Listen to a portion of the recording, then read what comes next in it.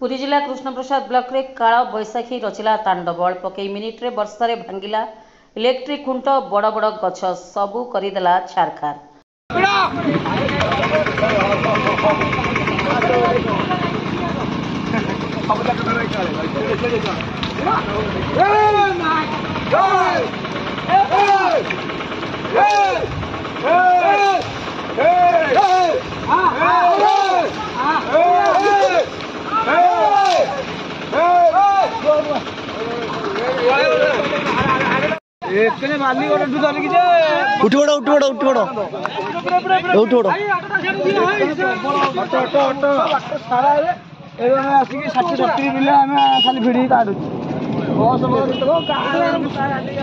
काल बैशाखीर प्रभाव एते भयंकर थिला जे बड़ बड़ गछ भांगी जाइतिला।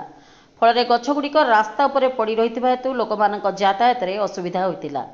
पालुरु निकटरे अग्निशम विभाग अधिकारी पहुंची रास्ता सफा करी लोकंकु यातायात रे सहयोग करथिले। दुईटी विद्युत खुंट भांगी जाइतिला। फल विद्युत कर्मचारी माने पहुंची दुईटी खुंट मरामती करी विद्युत संयोग करथिले।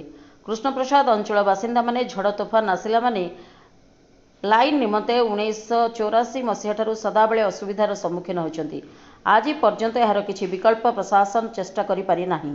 कृष्णप्रसाद अंचलवासी प्रशासन निकटरे यार समाधान पाई दाबी रखिथिले सुद्धा किछि परिवर्तन एपर्यंत होई पारिला नाही।